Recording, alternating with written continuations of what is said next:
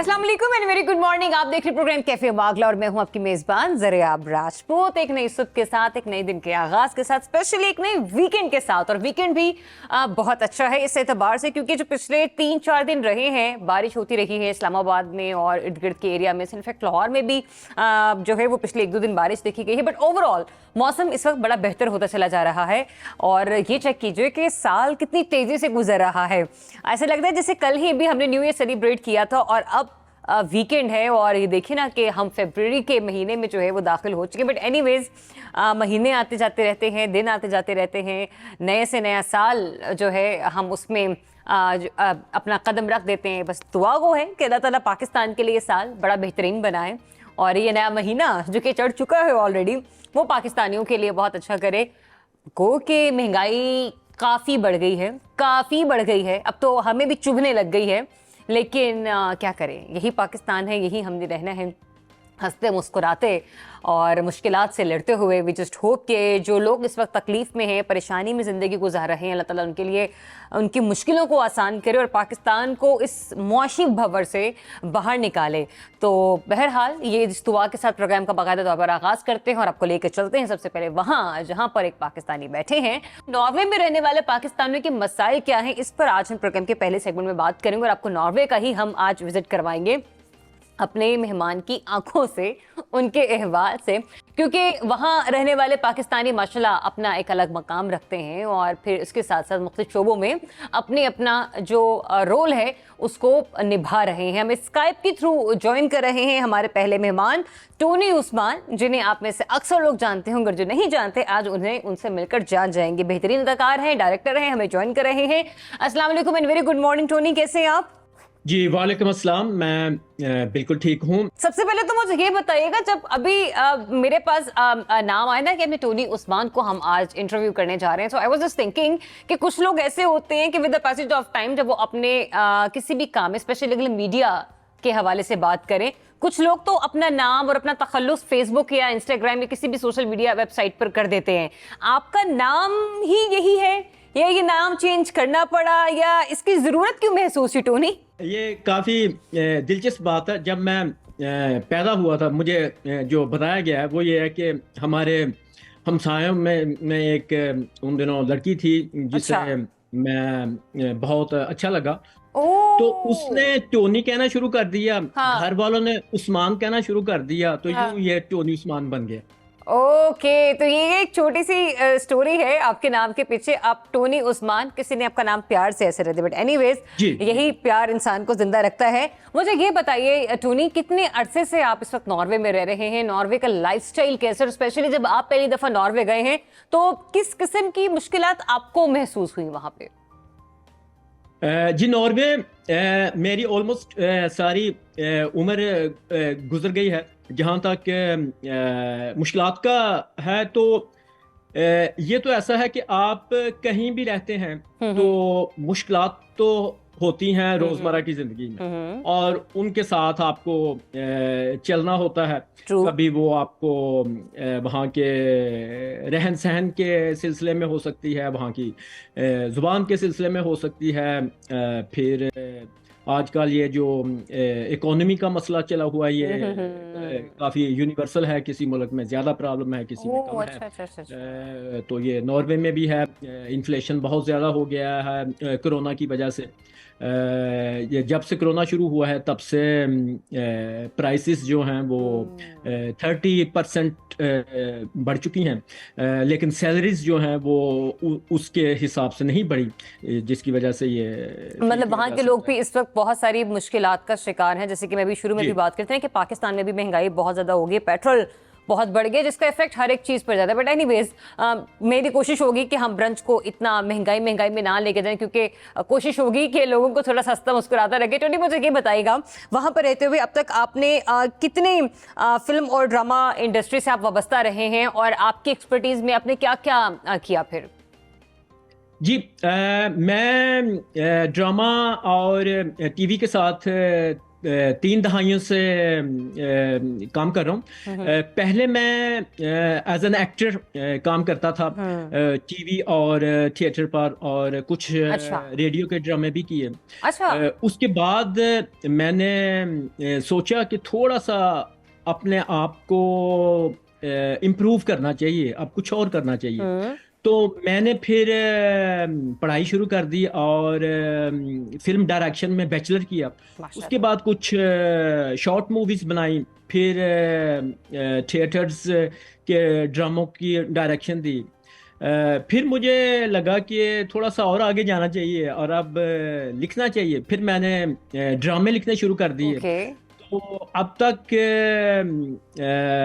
कह लें आपके मैं एक्टिंग, डायरेक्शन और लिखने के तीनों मराहिल कामों से में। गुजर चुके हैं आप। जी जी जी जी। ठीक, तो कितने ड्रामास आपने लिखे और कितने थिएटर्स एंड प्लेज आपने डायरेक्ट किए अब तक? थिएटर के जो ड्रामे हैं वो अब तक मैंने 2 लिखे हैं। 2 पर इन दिनों मैं काम कर रहा हूँ। और डायरेक्शन अब तक 3 फुल लेंथ जिसे हम प्ले कहते हैं उन पे किया और कोई 8 या 9 शॉर्ट मूवीज की डायरेक्शन दी है। अच्छा, तो नहीं मुझे ये बताइए कि जो वहाँ के लोग हैं उधर उनके लोगों का थिएटर देखने का रुझान कितना है और किस किस्म के जो प्लेज हैं वो थिएटर में डिस्प्ले किए जाते हैं? यहाँ पर ना थिएटर देखना, किताब पढ़ना और अखबार पढ़ना, इसका बहुत ज्यादा रुझान है। अच्छा। यूं समझ लें कि हर घर में कोई ना कोई आपको जरूर मिल जाएगा जो या तो मतवातर थिएटर देखता है या कभी कभी देखता है, लेकिन किसी ना किसी हवाले से उसका थिएटर के साथ कोई लिंक होता है, या वो थिएटर के जो रिव्यूज होते हैं वो बड़े सही। ध्यान से पढ़ता है, या उसके जॉब पे उसके जो कुलीग्स हैं वहाँ पे कोई जरूर थिएटर देखता है। तो थिएटर जिस आप कह लेंगे जिस तरह हमारे यहाँ कोई ना कोई आपको मिल जाता है जो टीवी ड्रामे देखता है, जी जी। इसी तरह आपको यहाँ पर जरूर कोई ना कोई मिल जाता है जो थिएटर देखता है। हाँ। अच्छा, मुझे ये बताइए कि आपने वहां पर एक स्टेज ड्रामा बनाया और उसका नाम था 100%। वहां के लोगों की जो लैंग्वेज है वो नॉर्वेजियन है, तो उसके किरदार, उसके लोग, कास्ट क्या थी और उस ड्रामे पर रिस्पांस कैसा था लोगों का? बड़ी दिलचस्प उसकी कहानी थी। वो एक्चुअली पूरा ड्रामा जो था वो तो नॉर्वेजियन जुबान में लिखा गया था, लेकिन उसमें फैज साहब का कलाम जो है वो असल जुबान यानी उर्दू में इस्तेमाल किया था। ये एक ऐसा एक्सपेरिमेंट था जो नॉर्वे में पहले नहीं हुआ था, और इसको लोगों ने पसंद किया था। और फैज साहब के कलाम पर रक्स था। स्टोरी कुछ यूं थी कि उसका जो मेन किरदार है वो हर तरह से, जिसे हम कहते हैं ना, एक कामयाब जिंदगी गुजार रहा है। वो एक बहुत कामयाब एडवोकेट है, उसके पैसे उसके पास हैं, उसकी फैमिली अच्छी है, उसका सोसाइटी में स्टेटस बहुत अच्छा है, बड़ी उसको इज्जत से देखा जाता है। लेकिन सडनली उसके जहन में आता है कि ये सब चीज़ें एनफ नहीं है, उसके जहन को सुकून के लिए कुछ और चाहिए। तो वो नॉर्वे के जो सबसे बेस्ट साइकेट्रिस्ट है उसके पास वो पहुंच जाता है और उसको जाकर कहता है कि मुझे जहनी सुकून चाहिए, वो मुझे किस तरह मिलेगा। फिर कैसे मिला उसे सुकून? मिला या नहीं मिला ड्रामा एंड होने तक? तो पूरा जो ड्रामा है वो आप कह सकते हैं कि काइंड ऑफ वो थेरेपी है। तो उस थेरेपी के जरिए ही वो अपनी कहानी को फिर आगे लेके चलते हैं, और कहानी के एक जगह पर जाकर यूं महसूस होता है कि जो साइकेट्रिस्ट है उसके भी बहुत ज्यादा मसाइल हैं और उसको भी जहनी सुकून मतलब नहीं आप ये कह सकते हैं हम कि हम लोगों ने मुआशरे में चूंकि एक नफ्सा नफ्सी का आलम बढ़ता चला जा रहा है, आपके पास अगर सब कुछ है भी लेकिन उसके बावजूद भी आप पीस में नहीं है, एक सेटिस्फेक्शन आपके अंदर नहीं, तो इन पॉइंट्स को आपने अपने ड्रामा के थ्रू, अपने स्टेज प्ले के थ्रू हाईलाइट किया। एग्जैक्टली एक तरफ आप ये कह सकते हैं, दूसरा तरफ आप ये कह सकते हैं कि मादी जरूरियात एनफ नहीं है, पैसे होना, कार होना ये काफी नहीं है, कुछ और हमें करना चाहिए। सही। अच्छा टूनी, ये बताइए कि वहां पर रहने वाले जो हमारे एक्टर्स हैं या फिर जो पाकिस्तान से भी वहां पर जाके एक्टिंग परफॉर्म कर रहे हैं, क्या वहां पे वो एक अच्छी इनकम जनरेट कर सकते हैं? पाकिस्तान से अगर हम यहाँ की सहूलियात का कंपैरिजन करें तो कितना मुख्तलिफ है? क्योंकि वो इसलिए भी, बेशक कि महंगाई इस वक्त आपने कहा कि एक यूनिवर्सल फैक्टर है और नॉर्वे में भी बहुत बढ़ती चली जा रही है, but still I want to know, क्योंकि यहाँ पर लोग पाकिस्तान से बाहर जा रहे हैं और बहुत ज्यादा जो है वो बाहर जा रहे हैं। इस दफा अगर हम ब्रेन ड्रेन देखें तो वो एक पीक पर जा रहा है। इसके सिलसिले में सबसे पहले तो आपको ये जहन में रखना चाहिए कि जो यहाँ पर एक्टर या कोई भी और काम करते हैं, जी जी, उसको आप एज ए मजदूर ही लें। वो अच्छा। मजदूरी करते हैं और उनको मजदूरी की जो तनख्वाह है वो मिलती है। वो जो हमारे यहाँ कॉन्सेप्ट है वो स्टारडम वाला, कि एक एक्टर जो है जी जी वो जी, आम लोगों से बहुत ज्यादा कमाता है, वो कॉन्सेप्ट नहीं है। ओके। और इसकी रीजन क्या है? उसकी एक तो रीजन यही है कि एज होल पूरा जो सोसाइटी है, पूरा जो कंट्री है, उसका कॉन्सेप्ट ये है कि सब इक्वल रहें। अच्छा। स्टिल ऐसा है कि अगर आप कोई किसी खास बिजनेस में बहुत आगे निकल जाते हैं तो आपकी इकोनॉमी जो है वो दूसरों से डिफरेंट हो जाती है, लेकिन नॉर्मली जो सैलरीज जिसे हम कहते हैं, जी जी, वो उसका है कि वो ऑलमोस्ट मिलती जुलती होती हैं। ठीक है। अच्छा, और दूसरा ये बताएं कि अगर कोई एक्टर या कोई भी इस तरह का अदाकार अगर नॉर्वे जाकर एक्टिंग की स्किल्स अपनी मनवाना चाहता है तो वहां पर उसको नॉर्वेजियन लैंग्वेज ही सीखना पड़ेगी, या फिर क्या वहां पर कुछ ऐसे लोग या कुछ ऐसे चैनल्स मौजूद हैं कि जो उर्दू जो रिप्रेजेंटेटिव हैं उनको भी ऑन बोर्ड लेते हो? कुछ ऐसा है वहां पर? जी, नॉर्वेजियन जो है वो मिनिमम रिक्वायरमेंट होगी, क्योंकि कोई भी ड्रामा, फिल्म, टीवी सीरीज होगी वो नॉर्वेजियन में ही बनती है। अच्छा। तो इसलिए अगर नॉर्वेजियन जुबान नहीं आती तो फिर बात नहीं बनेगी। लास्टली मुझे आप ये बताइए कि वो लोग जो नॉर्वे जाना चाहते हैं, आप इतने अरसे से वहां पर रह रहे हो और जिस तरह से पाकिस्तान में भी जो मूवीज हैं वो कुछ इस तरह से बनना शुरू हो गई हैं कि हम लोग इंटरनेशनली स्पॉट्स को भी हाईलाइट करना शुरू कर दिया है।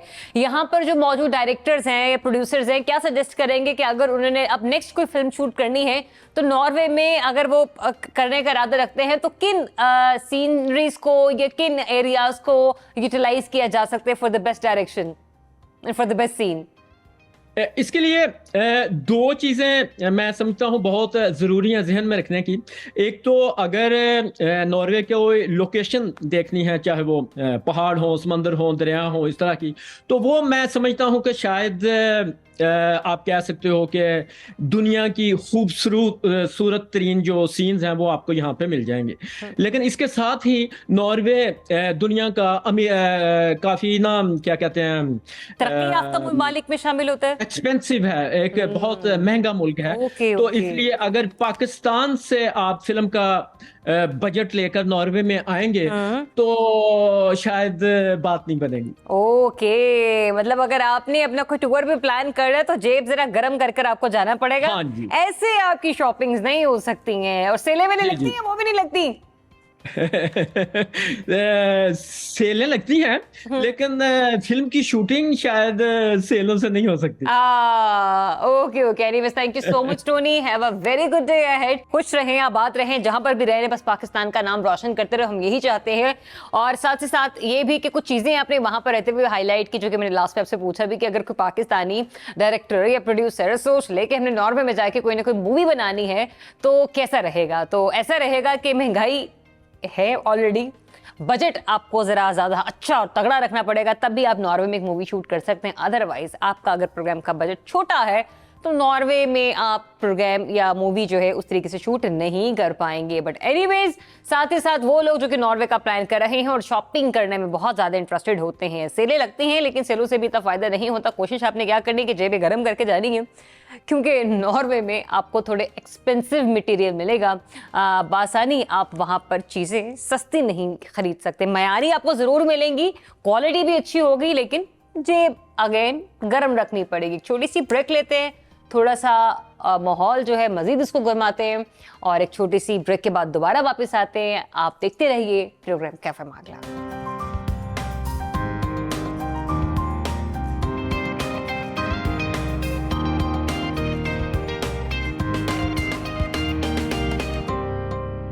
जी तो वेलकम बैक। और ब्रेक के बाद आपकी मुलाकात एक बड़े ही बाहिम्मत पाकिस्तानी से करवाएंगे, और इस एतबार से भी कि माशाल्लाह माशाल्लाह जिस अवार्ड के लिए उन्हें मुंतखब किया गया, उस अवार्ड पर हमने उन्हें मुबारकबाद भी देनी और उनसे जानना भी है कि जनाब ये जो आपको अवार्ड से नवाजा गया है इसकी स्पेशलिटी है क्या, क्योंकि पाकिस्तानी हमारे भाई पूरी दुनिया में अपनी सलाहियतों की बदौलत पाकिस्तान का नाम कहीं ना कहीं रोशन जरूर कर रहे हैं। प्रोग्राम कैफे मागला में आपकी मुलाकात हम करवाने जा रहे हैं शाहिद रॉय से, जिनको गुज़िश्ता साल जनूबी सूडान के सबसे बड़े सिविल अवार्ड से यानी कि ऑर्डर ऑफ मेरिट से नवाजा गया है। इस वक्त भी वो ambassador of sports south Sudan National Olympic है और जनूबी सूडान में उनकी अपनी कंपनी है और काफी अरसे से वहीं पर मुकीम है। तो जनूबी सूडान में खेलों के फरोग के लिए भी वो अहम किरदार अदा कर रहे हैं। इससे पहले कि मैं शाहिद से आपकी मुलाकात करवाऊं, जो अवार्ड जिनसे उन्हें नवाजा गया है जरा वो हम क्विकली आपके साथ शेयर कर देते हैं। ये जनूबी सूडान का सिविल अवार्ड है और इसका नाम है ऑर्डर ऑफ मेरिट। अस्सलाम वालेकुम and very good morning Shahid. वालेकुम अस्सलाम, good morning to you. Shahid, सबसे पहले तो लीजिए मुबारकबाद इस अचीवमेंट पर, और हमें ये बताइए कि जिस अवार्ड यानी कि ऑर्डर ऑफ मेरिट से आपको नवाजा गया है इसकी स्पेशलिटी क्या है, किन लोगों को दिया जाता है? थैंक यू वेरी मच, आपने हमें टाइम दिया और हमें मौका दिया बात करने का। जी, मुझे ये ऑर्डर ऑफ मेरिट जो है वो उस मुल्क का, साउथ सूडान का हाईएस्ट सिविल अवार्ड है, जैसे पाकिस्तान में भी दिया जाता है सितारा खिदमत। तो मैं स्पोर्ट्स के ऊपर काफी अरसे से काम कर रहा था। अच्छा। South Sudan National Olympic Committee South Sudan के साथ, और फिर South Sudan National Olympic Committee ने 2019 में मुझे as a sports ambassador appoint किया और 2022 में मार्च में प्रेसिडेंट ऑफ साउथ सूडान ने मुझे ऑर्डर ऑफ मेरिट दिया। वाह, वेरी नाइस। क्या जज्बा था आपका, कैसी खुशी थी आपकी जब आपको इस अवार्ड के लिए सिलेक्ट किया गया, नामजद किया गया? और दूसरा ये भी कि आपने कहा ना कि आप ओलंपिक पॉइंट ऑफ व्यू से भी वहाँ पर अपने खिदमात एज एन ओलंपियन दे रहे हैं। पाकिस्तान और अगर हम लोग सूडान के कंपैरिजन ड्रॉ करें तो सूडान ओलंपिक्स में कितना आगे है शाहिद? जी देखें, साउथ सूडान अभी youngest nation in the world, ये 2011 में आजाद हुआ था, तो अभी उसको 10-11 साल ही हुए आजाद हुए, तो वो इतना अभी पाकिस्तान की तरह तो आगे नहीं है, जो मतलब उनकी इतनी ज्यादा टीमें भी नहीं है, इतने फेडरेशन भी बहुत कम है उनके।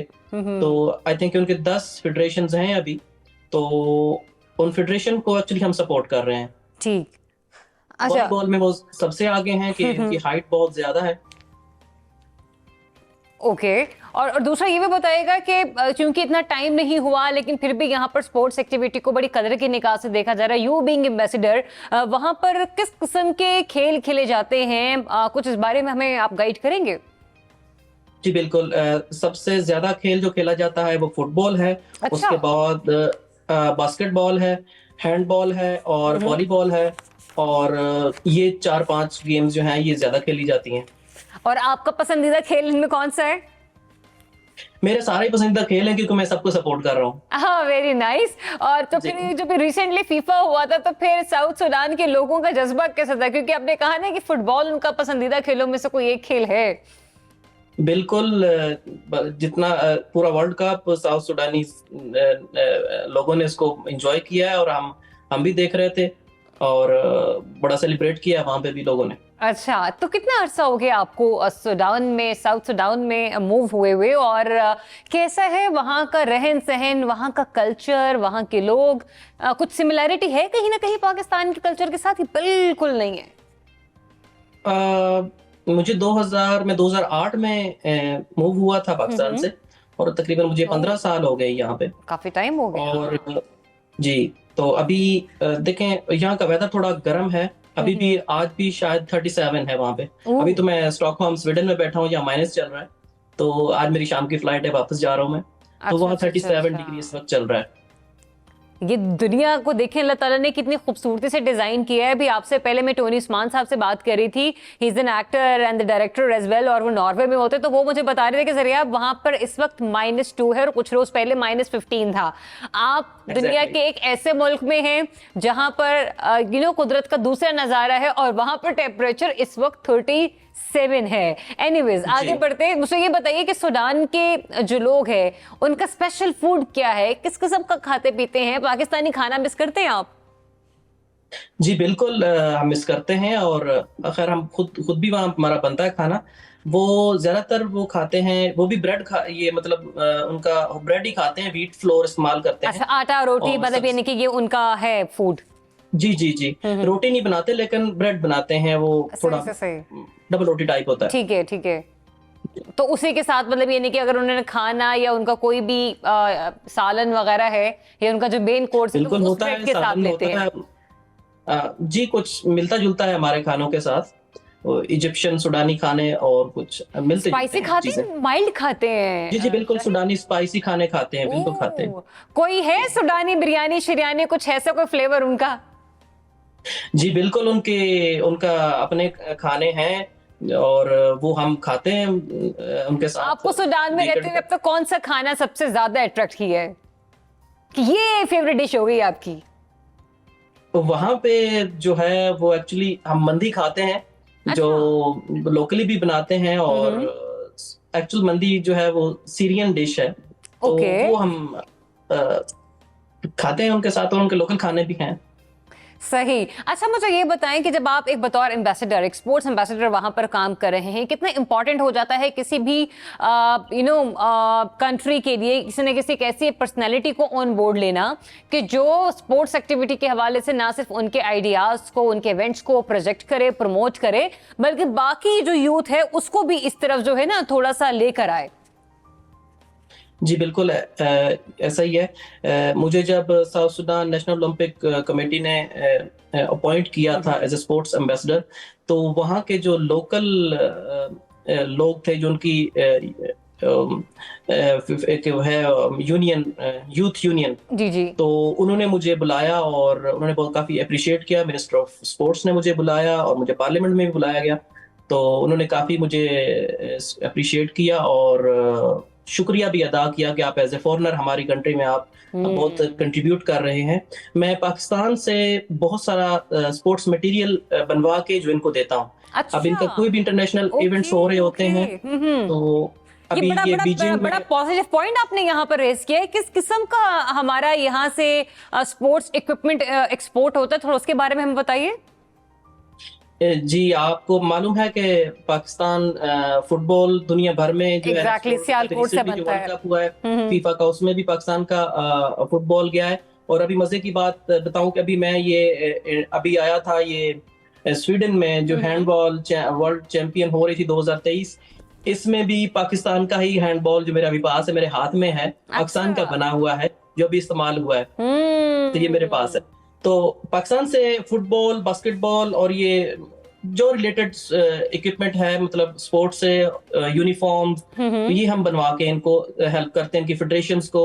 अभी जापान ओलंपिक्स में भी हमने इनको मतलब पूरे में स्पोर्ट्स की जितने भी रिलेटेड इक्विपमेंट था वो हमने इनको पाकिस्तान से मंगवा के दिया। ओके और मुझे ये बताइए कि अगर हमने अपनी एक्सपोर्ट वहां पर बढ़ानी है मजीद शाहिद, तो हम किन किन मजीद सेक्टर्स में या डिपार्टमेंट्स में परफॉर्म कर सकते हैं? क्या लगता है आपको, क्योंकि 15 साल से वहां पर है, या फिर अगर हम स्पोर्ट्स की तरफ ही देखें तो आप ये कहें कि जरा वहां के लोगों की रिक्वायरमेंट ये है, पाकिस्तान अगर इतना काम कर लेना तो जरा बेहतर हो जाएगा पाकिस्तान के लिए इकोनॉमिक या इकोनॉमी पॉइंट ऑफ व्यू से। जी बिल्कुल, उसके लिए पाकिस्तान एम्बेसी काम कर रही है इसके ऊपर। हमारा ट्रेड अटैची भी है वहाँ पे, मैं भी मिनिस्ट्री ऑफ ट्रेड के साथ अटैच रहता हूँ और कोशिश हम कर रहे हैं कि पाकिस्तान से एक्सपोर्ट किया जाए माल यहाँ से। लेकिन अनफॉर्चुनेटली अभी पाकिस्तान में जो हालात चल रहे हैं, तो फिर भी कर रहे हैं लोग और मैं भी कर रहा हूँ। और अफ्रीका जो है ना, मैं ये कहना चाहूँ कि अफ्रीका जो है ना बहुत ही अच्छी मार्केट है इस वक्त पाकिस्तान को एक्सपोर्ट के लिहाज से, क्योंकि यहाँ हर चीज की डिमांड है। जी। तो किस पहलू से हम साउथ अफ्रीका में जो है वो अपनी एक्सपोर्ट बढ़ा सकते हैं, मतलब किस पर्सपेक्टिव में आप कह रहे हैं? साउथ सुडान में देखें, इनकी 14 मिलियन पॉपुलेशन है अभी और 100% इंपोर्ट है। उनके पास ऑयल है जो अपना एक्सपोर्ट करते हैं, बाकी तो सब कुछ अभी देखें हमारे साथ इंडिया है, वो हर चीज उनको एक्सपोर्ट कर रहा है। हम पाकिस्तान से मेडिसिन एक्सपोर्ट कर सकते हैं, उनको हम कपड़ा एक्सपोर्ट कर सकते हैं, उनको हम ठीक बहुत सारी चीजें जो है एक्सपोर्ट की जा सकती है। और ये आप इसलिए भी कह रहे हैं क्योंकि आपने वहां का मौसम बताया ना कि मौसम खासा गर्म है, तो वेदर कंडीशंस भी पाकिस्तान की और वहां की अक्सर मिलती हैं, तो जो यहाँ पर कपड़ा हल्का पहना जाता है क्योंकि 9-8 महीने तो यहाँ पर भी गर्मी रहती है, तो वो आप लॉन भेज सकते हैं, कॉटन भेज सकते हैं, इस किस्म का जो आप स्टफ है वो वहां के लोगों को भेज सकते हैं। जी, ऑलरेडी पाकिस्तान से कपड़ा वहां एक्सपोर्ट हो रहा है। ठीक है, और मजीद, लेकिन आप ये कह रहे हैं कि मजीद हम इसके अंदर थोड़ी सी एनहांसमेंट लेकर आ सकते हैं। एग्रीकल्चर इक्विपमेंट की बड़ी मांग है। ऑलरेडी 2008 में इन्होंने तकरीबन 2000 ट्रैक्टर इन्होंने पाकिस्तान से खरीदा हुआ है। ओके, और वहां पर जो एग्रीकल्चर पॉइंट ऑफ व्यू से अगर हम देखें तो किस किस्म का जो इक्विपमेंट है या क्या न्यू एग्रीकल्चर आपने टेक्निक्स वहां पर देखी हैं? अभी वहां पर भी रवायती अंदाज में जो है फार्मिंग हो रही है? बिल्कुल ऐसा ही यहाँ पे रवायती अंदाज में फार्मिंग हो रही है, और जैसा कि नॉर्थ सुडान है, इसका हिस्सा था पहले, अभी आजाद हुआ है, तो वहां पे भी पाकिस्तानी जो हैं माशाल्लाह, पाकिस्तानियों ने वहां पे एग्रीकल्चर में अपना लुफा मनवाया है, पाकिस्तान से मशीनरी मंगवाई है, अपने लोग मंगवाए हैं और उसको एग्रीकल्चर को बढ़ा रहे हैं। तो साउथ सुडान में भी बहुत मतलब यहाँ पे उसके मौके हैं, अगर कोई एग्रीकल्चर सेक्टर में आना चाहे तो गवर्नमेंट उसको सपोर्ट करती है। और क्या वहां पर नौकरी के या कारोबार के मौके आपको बेहतर नजर आते हैं कि अगर पाकिस्तानी यहाँ से सुडान की तरफ मूव करना चाहें? जी बिल्कुल हैं। इस वक्त अगर मैं जो हमारे पास डाटा है एज ए पाकिस्तान कम्युनिटी का, मैं जो हेड हूँ वहाँ पे, तो मेरे पास ऑलमोस्ट जो इस वक्त तो पाकिस्तान यूनाइटेड नेशन में जो पाकिस्तान की आर्मी है वो ऑलमोस्ट 700 के लगभग है जो सर्व कर रहे हैं, और बहुत सारी इंटरनेशनल ऑर्गेनाइजेशंस में मोर देन 200 लोग जो है वहाँ पे ऑलरेडी सर्व कर रहे हैं। तो प्राइवेट सेक्टर में भी हैं, बिजनेस कम्युनिटी तो बहुत ही कम है, और हम कोशिश कर रहे हैं और चाहते भी हैं कि ज्यादा से ज्यादा लोग यहाँ पे आए। यहाँ बहुत अपॉर्चुनिटीज हैं south Sudan. So, Shahid, you being head of Pakistani community ना, तो किस किस्म के इवेंट्स ऑर्गेनाइज करते हैं पाकिस्तानी कम्युनिटी को इंटैक्ट करने के लिए? क्या सर्विसेज रहती हैं आपकी?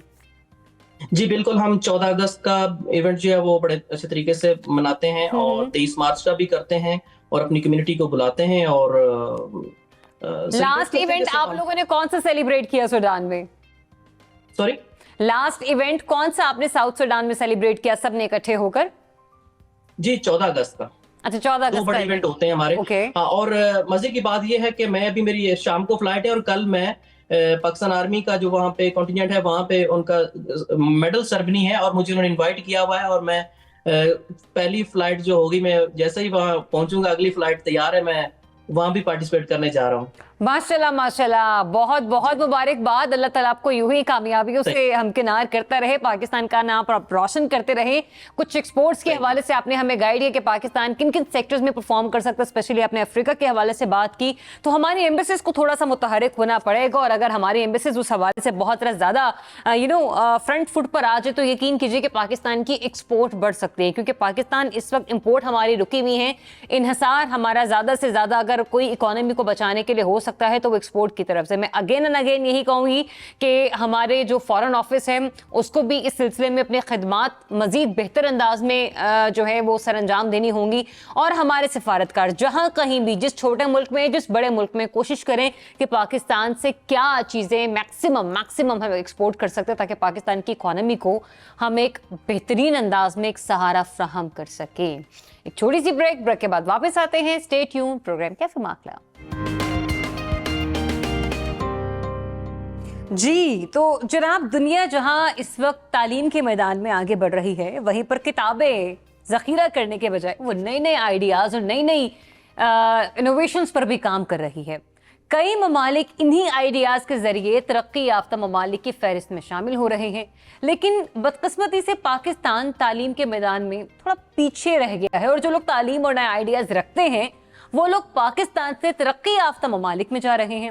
अब पाकिस्तान में तालीमी निज़ाम आखिर कौन से इसके अंदर ऐसे नकाइस मौजूद हैं जो कि यहाँ के तालीमी निज़ाम को ना बेहतर होने दे रहे हैं ना मजबूत होने दे रहे हैं। इसी पर आज हम बात करेंगे। हमें ज्वाइन कर रहे हैं डॉक्टर नदीम भट्टी साहब जो कि एजुकेशनिस्ट हैं। उनसे ज़रा इस बारे में थोड़ी सी बातचीत करते हैं, क्योंकि हमारे यहाँ स्टूडेंट्स इस सिलसिले में खासे परेशान उस वक्त नज़र आते हैं कि जब वो स्टडीज़ तो उस डिग्री में कर लेते हैं लेकिन उन्हें मालूम नहीं होता कि अब इसको प्रैक्टिकल जाके उन्होंने किधर इम्प्लीमेंट करना है, क्योंकि रिसर्च सेंटर्स उस तरह से काम नहीं कर पा रहे हैं और बहुत ज़्यादा इसके अलावा चंद और मसाइल आ जाते हैं चूँकि वसाइल की कमी है पाकिस्तान में। अस्सलाम वालेकुम डॉक्टर साहब, कैसे हैं आप? वालेकुम सलाम जी, बहुत शुक्रिया, thank you very much, I am good. अच्छा डॉक्टर साहब, मुझे ये बताइएगा कि पाकिस्तान में सिर्फ एजुकेशन सिस्टम काम तो कर रहा है लेकिन बदकिस्मती हमारी ये है कि हम मॉडर्न एजुकेशन की तरफ नहीं जा पा रहे। मॉडर्न एजुकेशन से दूरी की वजह आपको क्या नजर आती है? पहली बात तो यह है कि बहुत शुक्रिया, आपने बड़े इस बहुत इम्पोर्टेंट टॉपिक को आज टच किया है। हम वो अपने वो ऑब्जेक्टिव अचीव नहीं कर पा रहे जो हमने एजुकेशन से अटैच किए हुए थे, और उसमें मेरे ख्याल में उसमें 3 बुनियादी उसकी वजूहत है। स्टार्ट अगर हम करें फाइनेंसिंग से कि गवर्नमेंट कितना खर्च करती है एजुकेशन के ऊपर, और उसका एक बराह रास्त ताल्लुक है डेवलपमेंट के साथ। पूरी वर्ल्ड का जो डेटा बताता है वो ये बताता है कि वो कंट्री जिन्होंने एजुकेशन के ऊपर ज्यादा स्पेंड किया है उनको ज्यादा रिजल्ट मिले हैं, और वहाँ पे डेवलपमेंट जो इकोनॉमिक डेवलपमेंट उन कंट्रीज की वो ज्यादा हुई है। अनफॉर्चुनेटली हमारे पास हमने एजुकेशन को बहुत इग्नोर किया, और हमारी जो स्पेंडिंग ऑन एजुकेशन है वो उन कंट्री के बराबर है जो बहुत थोड़ा स्पेंड करते हैं एजुकेशन के ऊपर। सर्टनली हमें वो क्वालिटी ऑफ एजुकेशन नहीं मिली जो हम एक्सपेक्ट करते थे जी। दूसरा काम था हमारा जो एकेडमिक्स के पार्ट पे था कि जिन लोगों ने कोर्स डेवलप करने थे, जिन लोगों ने एजुकेशन को मीनिंगफुल बनाना था, जिन लोगों ने एजुकेशन को उस पर्पस के साथ मैच करना था जो हमारा एम्प्लॉयर और मार्केट में जो फोर्सेस हैं वो एक्सपेक्ट करती हैं, वो उसको उस तरह से नहीं कर सके। तीसरा काम जो था वो था जो सरकारी यूनिवर्सिटियां हैं, सरकारी इदारे हैं, उनको गवर्नमेंट ने एडमिनिस्टर करना है, जो प्राइवेट सेक्टर के इदारे हैं उनको प्राइवेट सेक्टर एडमिनिस्टर करना है, लेकिन वो जो हमारी एडमिनिस्ट्रेशन है उसमें एक तो कंसिस्टेंसी नहीं रही, टाइम टू टाइम चेंजेस आती रही, और उसकी वजह से हमारी क्वालिटी जो है वो सफर करती रही है। हुकूमतों की तरजीहात बदल जाती हैं, हुकूमत चेंज होती है, हुकूमत की तरजीहात चेंज हो जाती हैं, वो जो फ्रीक्वेंट चेंजेस है उसकी वजह से हमारा जो तालीम। लेकिन डॉक्टर साहब, ये जो हुकूमती तरजीहात हैं क्या ये हायर एजुकेशन पर भी असरअंदाज होती हैं? ये जो हमारा HEC का इदारा है क्या ये चीजें उसके ऊपर भी उतना ही असर डालती हैं जितना कि बाकी कारोबारी सेक्टर्स पर अपना नेगेटिव इम्पैक्ट डाल रही होती हैं? जी बिल्कुल, बहुत ज्यादा, बल्कि हमारे यहाँ जो HEC का जो इदारा है और HEC के थ्रू जो यूनिवर्सिटियों को कंट्रोल करने का जो पूरा निजाम है ये उससे ज्यादा सख्ती से काम कर रहे हैं। देखिए, आपको याद होगा कुछ देर पहले हमारे यहाँ यूनिवर्सिटी ग्रांट कमीशन हुआ करता था, यूजीसी से फिर हम HEC में कन्वर्ट हुए। HEC का काम ये था कि यूनिवर्सिटीज को गाइड करना कि how can they produce quality in the university, लेकिन HEC मोर कंट्रोलिंग बॉडी बन गई, और वो कंट्रोलिंग बॉडी होने के बावजूद वो जो कंट्रोल की वजह से जो वीकनेसेस हैं उनकी रिस्पॉन्सिबिलिटी फिर HEC के ऊपर आती है। अब HEC ने बहुत सारे सिस्टम भी बना के दिए, बहुत सारे मॉडल भी बना के दिए जिसको वो इम्प्लीमेंट करके अपनी एजुकेशन की क्वालिटी को इम्प्रूव कर सकते हैं। लेकिन वो सिस्टम जो है वो इस कदर एक तो एक्सपेंसिव है, और दूसरा ये है कि उसके ऊपर यूनिवर्सिटीज ये फील करती हैं कि HEC जो हमारे ऊपर पॉलिसिंग करता है। अच्छा, अभी रिसेंट जो डेवलपमेंट हुई है HEC में वो ये है कि गवर्नमेंट जो है वो समझती है कि HEC क्योंकि ऑटोनमस बॉडी है और वो HEC is responsible to the prime minister, लेकिन गवर्नमेंट समझती है कि HEC should be under the federal ministry of education. उसके थ्रू अब गवर्नमेंट जो है वो पॉलिटिकली समझती है कि हमारा कंट्रोल होना चाहिए over the universities and education institution. तो वो मैं बात ये करना चाह रहा हूँ कि टाइम टू टाइम जो HEC में चेंजेस आती गई उसका ताल्लुक बनता है हमारे performance in the education sector पे। ठीक है। और अभी जो ये रिसेंट डेवलपमेंट हो रही है उसका भी एक इम्पैक्ट होगा एजुकेशन के ऊपर। अच्छा डॉक्टर साहब, मैं ज़रा आपसे ये भी जानना चाह रही हूँ कि अभी भी मैं एक सेगमेंट कर रही थी, बड़ी प्यारी एक खातून हमारे साथ थी, अलमास ताज साहिबा, साइंटिस्ट भी हैं माशाल्लाह, इसके अलावा एंटरप्रेन्योर भी हैं, पीएचडी भी कर रखी है, ब्राज़ील से उनका ताल्लुक। बता रही थी कि ब्राज़ील में एजुकेशन पर्सपेक्टिव के हवाले से बहुत ज़्यादा जो है लोगों को सहूलतें दी जाती हैं, और उसके अलावा भी बहुत सारे ऐसे ममालिक हैं कि जिनकी यूनिवर्सिटीज़ बहुत ज़्यादा लोगों को, बच्चों को प्रमोट कर रही हैं। हमारे यहाँ एजुकेशन सिस्टम का सबसे बड़ा फेलियर आपको ये नहीं लगता है कि यहाँ पर एजुकेशन इतनी महंगी हो चली है, इतनी महंगी हो चली है कि बच्चे खुद ये सोचना शुरू कर देते हैं कि ये पैसे जो हमने पाकिस्तान में लगाने बेहतर नहीं हम बाहर जाके किसी इंटरनेशनल यूनिवर्सिटी में जाके अपनी स्पेंडिंग कर दें? कोई स्कॉलरशिप का निजाम नहीं है हमारे यहाँ। मैं आपसे एग्री करता हूँ कि एजुकेशन हमारे यहाँ बहुत महंगी हो गई है, और लेकिन इंटरनेशनली भी एजुकेशन बहुत महंगी हो गई है। मैं अभी अपने बेटे से डिस्कस कर रहा था, कनाडा में जब उसने डिग्री की थी तो ही spend around $50,000 for a whole degree program, और वो इस वक्त जो है वही प्रोग्राम जो है वो $150,000 में हो गया हुआ है। तो एक्सपेंसिव होगी एजुकेशन वर्ल्ड वाइड भी। जहाँ तक ब्राजील की बात है, ब्राजील ने साउथ अमेरिका में, ब्राजील और अर्जेंटीना ने एजुकेशन को रिलेटिवली प्रायोरिटाइज किया, और उनकी डेवलपमेंट भी उसमें नजर आती है। और वहाँ की यूनिवर्सिटियाँ जो है, वहाँ की जो गवर्नमेंट है वो यूनिवर्सिटी को सपोर्ट करती है, यूनिवर्सिटियाँ स्टूडेंट को सपोर्ट करती हैं। ये बात मैं पूरी तरह से एग्री करता हूँ।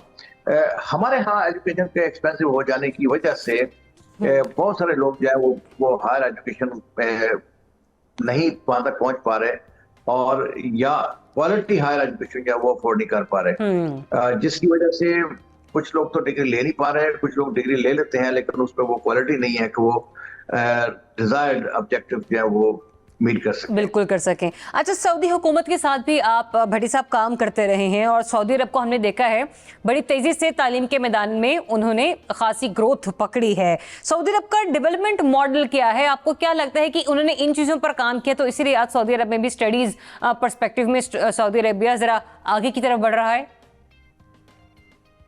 मुझे सऊदी मिनिस्ट्रीज के साथ as a senior consultant adviser काम करने का मौका मिला है। सऊदी अरेबिया ने जो एक काम किया जो हम नहीं कर पाए, वो ये था कि उन्होंने एक लॉन्ग टर्म ऑब्जेक्टिव डिफाइन किया, जिसको उन्होंने नाम दिया विजन 2030। जी बिल्कुल। विजन 2030 का मतलब ये है कि सऊदी अरेबिया 2030 में इन एडजेक्टिव्स पर काम कर चुके हैं। हाँ बिल्कुल। जब हम विजन 2030 पे वो बात कर रहे होते हैं तो उसके साथ उसका मतलब ये होता है कि हमारा बैंकिंग सिस्टम कहाँ पहुंचेगा, हमारा ट्रांसपोर्टेशन सिस्टम कहाँ पहुंचेगा, हमारी एजुकेशन को कहाँ पहुंचना पड़ेगा, हमारे ट्रेन सिस्टम को कहाँ जाना पड़ेगा, हमारी रोड एंड रेलवे जो है वो कितना होना चाहिए। तो उस सब को एक खास ऑब्जेक्टिव की तरफ डायरेक्ट किया, और उसको वो अचीव करने की कोशिश कर रहे हैं। मैं जहाँ पे काम करता रहा सऊदी अरेबिया में, हम भी जो प्रोजेक्ट डेवलप करते थे उसमें ये शामिल था कि आज से जैसे 2030 तक पहुंच रहे, जी कौन सी इंडस्ट्रीज है जिनकी ज्यादा जरूरत पड़ेगी, कौन कौन से एरियाज हैं जहाँ प्रोडक्ट शॉर्ट हो जाएगी, कौन कौन से एरियाज है जहाँ पे हमें डेवलप करना है अपने आप को, और कंट्रीज के कौन से पार्ट है जहाँ पे डेवलपमेंट चाहिए। अब होता ये है कि आई रिमेंबर मैं जब ऑस्ट्रेलिया में पढ़ रहा था तो लोग मुझे ये पूछते थे कि पाकिस्तान की हुकूमत जब सेफ तब्दील होती है तो क्रिकेट बोर्ड का चेयरमैन क्यों चेंज हो जाता है।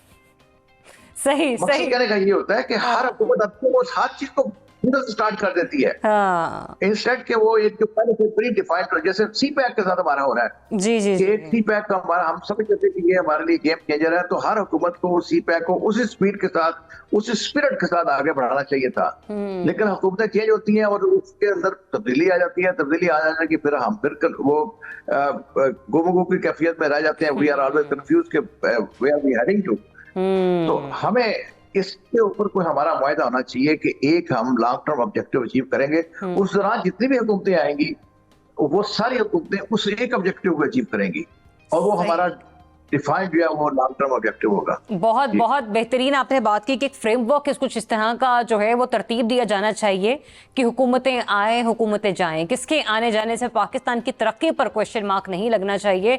और देखिए ना कितने बड़े बड़े ममालिक ऐसे हैं कि जो अपने आने वाले सालों का, अपने 10-10 सालों का एक विजन एक टारगेट जो है वो बनाकर बैठ गए हैं और बदकिस्मती से हम यहाँ पर कुछ भी नहीं कर पा रहे। हम बाकी सेक्टर्स तो क्या, हम किसी एक सेक्टर में भी अपने आने वाले चंद सालों का कोई जो बिजनेस मॉड्यूल है वो जनरेट नहीं कर पाए हैं। Thank you so much doctor साहब फॉर योर टाइम, क्योंकि जो अच्छी सजेशंस आपने दी एज पर एजुकेशन पर्सपेक्टिव या फिर पाकिस्तान के आने वाले मजीद उन मसाइल के हवाले से आपने निशानदेही की। अगर हम इन कामों पर काम कर ले, इन सेक्टर्स में हम लोग ये परफॉर्म करना शुरू कर दें तो पाकिस्तान बेहतरी की जानिब बढ़ सकता है। लेकिन अभी रिसेंटली इस्लामाबाद में एक एक्टिविटी हुई है कैंसर के हवाले से, ज़रा इस पर मैं आपकी तवज्जो थोड़ी सी लेकर आना चाहूँगी, क्योंकि दुनिया भर में अगर हम ओवरऑल देखें तो तकरीबन 1,90,00,000 से ज़ायद अफराद कैंसर के मर्ज में मुब्तला हैं और उसके साथ साथ पाकिस्तान में हर साल 1,78,000 कैंसर के नए केसेस रिपोर्ट होते हैं। आज पूरी दुनिया में वर्ल्ड कैंसर डे मनाया जा रहा है। कहते हैं कि मंजिल को पाने की जुस्तजू हो तो मंजिल आपके कदमों में आ जाती है, लेकिन उसके लिए मेहनत लाजमी शर्त है। आज हम आपकी मुलाकात करवा रहे हैं एक ऐसी शख्सियत से जिन्होंने अपनी मेहनत से पूरी दुनिया में अपना और पाकिस्तान का नाम रोशन किया। एक एंटरप्रेन्योर, पीएचडी डॉक्टर होने के साथ साथ आलमी मुकाबलों में बेशुमार अवार्ड्स हासिल किए और फिर तुर्की में उनको ग्लोबल एंटरप्रेन्योरशिप कांग्रेस की जानिब से 2018 में अवार्ड दिया गया। ब्राजील में उन्होंने इनोवो प्रोजेक्ट इनोवेशन अवार्ड 2017 में हासिल किया और फिर 2015 में कीनिया में होने वाले एंटरप्रेन्योरशिप समिट में उनको अवार्ड से भी नवाजा गया और फ्रांस में होने वाले मुकाबले में उन्होंने 2015 में अवार्ड हासिल किया। अपने एकेडमिक लाइफ में वो इंग्लिश डिबेटर रही हैं और पंजाब यूनिवर्सिटी से बेहतरीन इंग्लिश डिबेटर का अवार्ड 2006-07 में उन्होंने हासिल किया। फिर 2021 के हवाले से बात करें तो उनको लीडर्स अंडर 40 अवार्ड से नवाजा गया, जो कि ओवरसीज पाकिस्तानियों के लिए था और पूरी दुनिया में बसने वाले 25 पाकिस्तानियों को उस अवार्ड से नवाजा गया था, जिसमें से कि हमारी प्यारी मेहमान एक थी जिनका नाम है डॉक्टर अलमास ताज अवान साहिबा। सो लेट्स वेलकम हर। अस्सलाम वालेकुम and very good morning doctor साहिबा, कैसे हैं आप? बिल्कुल ठीक ठाक जरिया आप, थैंक यू सो मच। कितनी उम्र है आपकी कि जिसमें आपने ये दर्जन बड़े अवार्ड्स अपने नाम कर लिए? दिस इज अ क्वेश्चन जो कि आपको एक खातून से नहीं पूछना चाहिए। लेकिन फिर भी आपके इकट्ठे किए गए आपकी कामयाबी पर जितने भी अवार्ड्स हैं, कुल कितनी तादाद बन जाती है ये? इतना ये तो कभी काउंट नहीं किया, लेकिन चूंकि मैं एज पे बात अगर आपने स्टार्ट किया लीडर्स अंडर 40। अच्छा, पहला अवार्ड आपको किस उम्र में मिला था? पहला तो शायद आई वाज शायद 4-5 साल की होंगी मैं, लेकिन वो तो स्कूल में जैसे स्कूल अवार्ड्स नहीं, जो आपकी अचीवमेंट पे आपको मिला हो। अचीवमेंट पे I guess it was in graduation, मतलब वो उस पे था, नेशनल लेवल पे था। ओके, तो बिकॉज पहले तो आप शुरू में ना मतलब स्कूल लेवल पर ही अपने पहले आपके एकेडमिक अवार्ड्स आ जाते हैं। हाँ, तो लेकिन ये कि बाद में जब आप अपने कॉलेज से बाहर निकलते हैं और यूनिवर्सिटी से बाहर निकलते हैं तो वो एक कंपटीशन जो है वो फिर जरा थोड़ा बड़े लेवल पे हो जाता है ना। डॉक्टर साहिबा, you being scientist, you being entrepreneurship point of view, सबसे ज्यादा एंजॉय आप अपने शख्सियत के किस पहलू को करती हैं? एज एन एंटरप्रेन्योर या फिर एज एन साइंटिस्ट? क्योंकि एंटरप्रेन्योरशिप में कोई चीज ऐसी होती है ना जो आपकी खुद की प्रोडक्टिविटी होती है, और यू बीइंग साइंटिस्ट आपको कोई टास्क दिया जाता है कि आपने इस पर काम करना है। आई वुड से कि आई एम एन एक्सप्लोरर। तो वो जो एक्सप्लोर करने की एक है ना क्वालिटी, मतलब कि हर चीज में आपने देखना है कि आप इसमें क्या नया कुछ कर सकते हैं, तो वो चीज है जो कि मुझे पीएचडी की तरफ भी लेके गई और पीएचडी से निकाल के वो मुझे फिर एंटरप्रेन्योरशिप की तरफ भी लेकर गई। इसके अलावा और बहुत सारी भी मतलब साइड बाय साइड चीजें चलती रहती हैं, जो कि कम्युनिटी वर्क इसमें हो गया, लोगों की जो है ग्लोबल प्रोफाइल्स जो उनको सामने लेकर आना, ये भी हम एक ऑर्गेनाइजेशन के साथ करते रहते हैं। अच्छा, तो एज ए साइंटिस्ट आप किस उसमें फील्ड में परफॉर्म कर रही हैं? मैं अगर आप प्योर डिग्री के हवाले से बात करें तो वो केमिस्ट्री में है मेरी। नहीं, जो आपकी प्रैक्टिकल लाइफ है। प्रैक्टिकल लाइफ फिलहाल मैं साइंस डिप्लोमेसी में काम कर रही हूँ। अच्छा, इट्स अ न्यू फील्ड। हाँ, मैं भी ये कह रही हूँ कि साइंस डिप्लोमेसी, ये मेरे तो माइंड में ये था कि कुछ ना कुछ बना रही होंगी, कोई ना कोई छोटे मोटे बम पटाखे तो हमने बना ही दिए होंगे। नहीं, वो साइंसदान को काम होता है साइंस में लेबोरेटरी में डिफरेंट एक्सपेरिमेंट्स करना, नए प्रोजेक्ट्स पे काम करना, जो प्रॉब्लम्स लोग डे टू डे लाइफ में फेस कर रहे हैं उसको कैसे आप साइंटिफिक सॉल्यूशंस के थ्रू आप उनको हल कर सकते हैं। तो ये साइंस डिप्लोमेसी क्या है? साइंस डिप्लोमेसी एक नई फील्ड है जो कि इनफॉर्मली पिछले कई सालों से जो है प्रैक्टिस में है। ज्यादातर जो डेवलप्ड नेशंस हैं, जो हाई इनकम वो उस पे पहले काम करती हैं, लेकिन अब ये है कि अब इन्होंने उसको इवन एकेडमिक लेवल पर भी फॉर्मली एजुकेशन के तौर पे भी उसको ले आए हैं डिग्री के तो फॉर्म में। मैं अगर दुरुस्त समझी हूँ, नहीं हूँ तो आप समझाएंगे मुझे कि जो साइंस डिप्लोमेसी है हमारी, इसमें क्या हम दूसरे ममालिक के साथ कोलैबोरेट करके उनके आइडियाज पर, जो उनकी इन्वेंशंस है, हम उसको सीखते हैं, कुछ अपने आइडियाज उनके साथ शेयर करते हैं? Is that so? ये अब फिर कुछ और काम है? साइंस डिप्लोमेसी इस पे जो आपने ये मेंशन किया, ये एग्जैक्टली ये चीज़ भी है। बेसिकली साइंस को जब आप दो ममालिक के दरमियान जो बाहमी ताल्लुकात हैं उनको बेहतर बनाने के लिए आप जब इस्तेमाल करते हैं, और स्पेशली इन द पास्ट होता ये था कि हमेशा हमने देखा है जो वेस्टर्न कंट्रीज, जो हाई कंट्रीज हैं, उनकी तरफ की जी वो आके हमारे मसाइल को हल करें। लेकिन with the passage of time specially जो लो एंड मिडिल इनकम कंट्रीज हैं, उन्होंने इस बात को रियलाइज़ किया है कि चूंकि हमारा जो बैकग्राउंड है, हमारे जो रिसोर्सेज हैं, we are resource scarce countries जो है वो कभी भी उन ममालिक से वो कुछ नहीं सीख सकती जिनके पास रिसोर्सेज जो है वो लातादाद मौजूद है। तो हमारी जो स्टोरीज हैं शायद हम उनसे बहुत ज़्यादा सीख सकेंगे जो कि हम जैसे ही हैं। सो फिलहाल जो मेरा जो प्रोजेक्ट है वो यूनिवर्सिटी ऑफ सौ पाउलो के साथ है ब्राज़ील में, जिसमें हम लोग इस चीज़ पे काम करते हैं कि हम हर साल ग्लोबल साउथ की जो कंट्रीज हैं, जिनमें अफ्रीकन कंट्रीज हो गई, जिनमें एशियन कंट्रीज हो गई, ओशियानिया आइलैंड्स हो गए, ठीक है, इनको हम टारगेट करते हैं। यहाँ से हम रिसर्चर्स को और डिफरेंट स्टेक होल्डर्स जो कि यूनिवर्सिटी के अलावा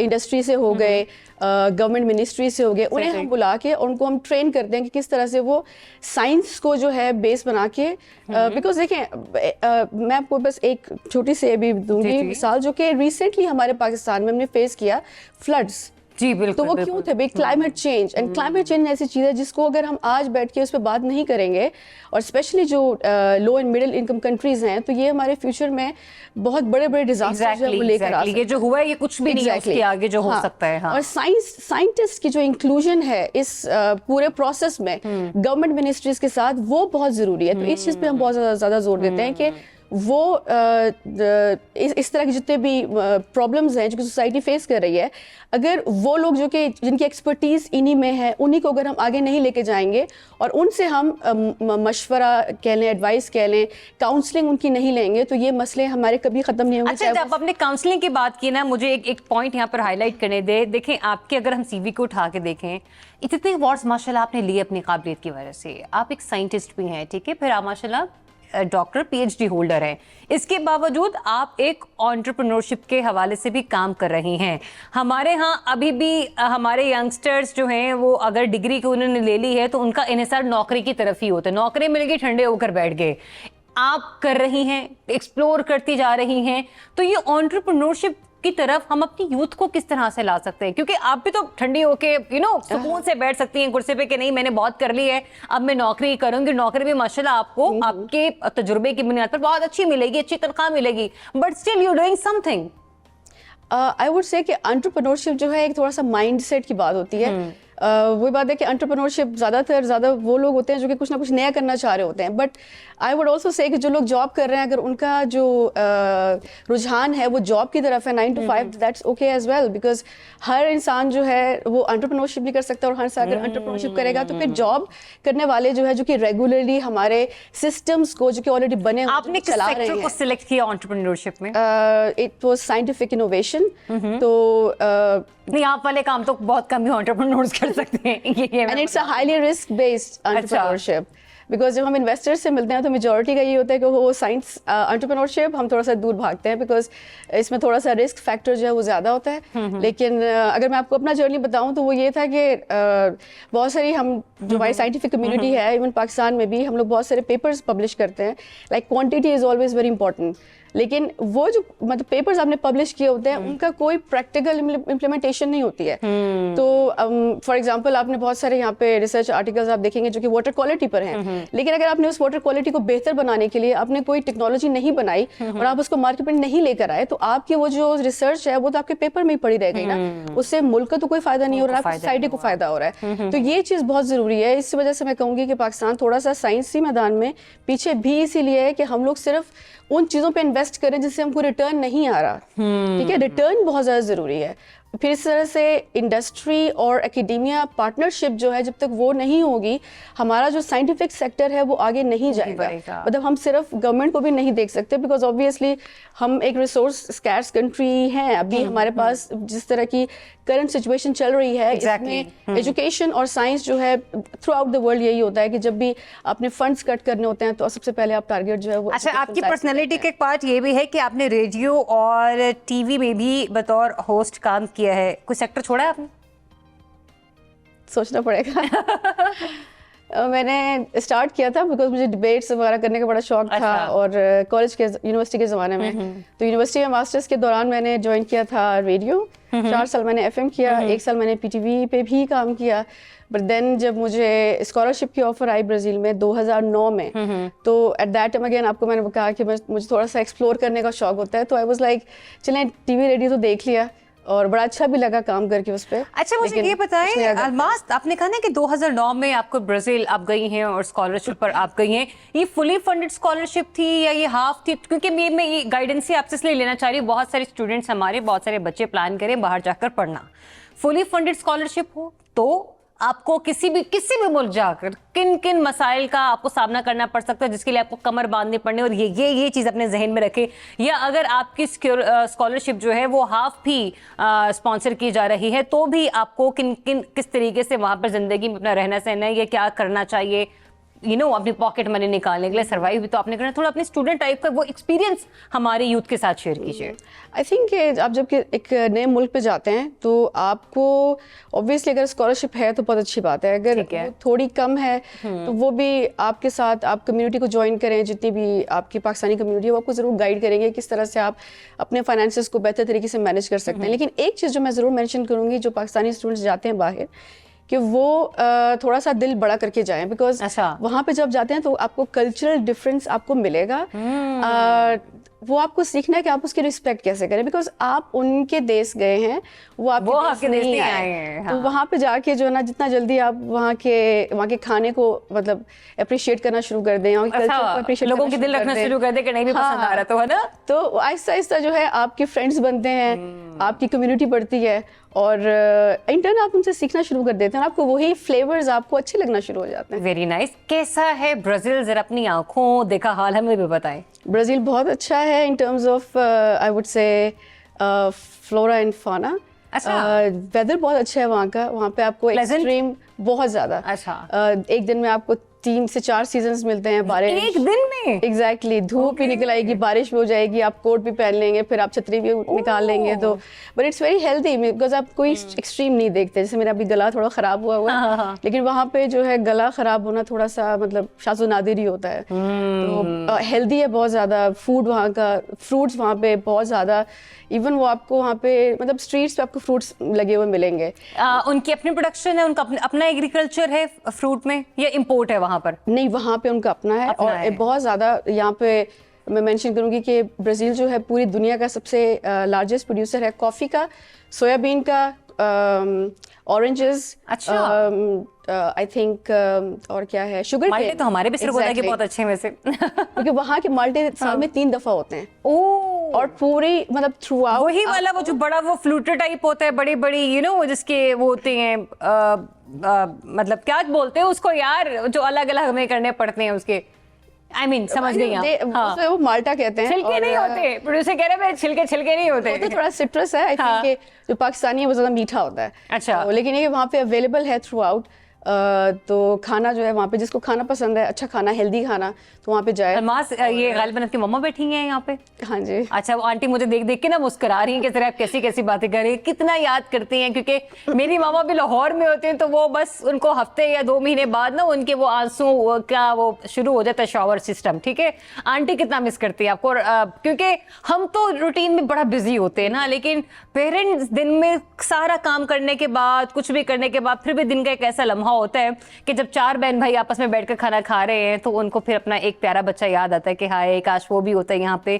कितना होता है, अमूमन अम्मी कहते हैं कि बड़ी सेंटी हो जाती हैं। अरे इस मामले में मेरी अम्मी बड़ा, मतलब वो एक्सप्रेस पाकिस्तानी पेरेंट्स थोड़ा सा एक्सप्रेस कम करते हैं, लेकिन जारी बात है इनको हमेशा से टेंशन और वो तो रहता ही है, स्पेशली आपकी मतलब बेटी हो बाहर रह रही हो। बिल्कुल ऐसे ही है। तो लेकिन ये कि मेरा अपना मैं बहुत मिस करती हूँ, मैंने काफ़ी मिस किया है। बट अगेन वही बात है कि आप लाइफ में भी थोड़ा सा एडजस्ट हो भी जाते हैं और आपको फिर करना पड़ता है। तो अच्छा, अगर हम लोग पाकिस्तान और ब्राज़ील के एजुकेशन सिस्टम को थोड़ा सा देखें तो वैसे तो यूं तो हम एजुकेशन पॉइंट ऑफ व्यू से बहुत बहुत पीछे हैं, अब बदकिस्मती है हमारी, लेकिन क्या सजेस्ट करेंगी कि हम कुछ यार इन 3-4 चीज़ों पे काम कर लेना तो हमारा एजुकेशन सिस्टम थोड़ा बेहतर हो सकता है?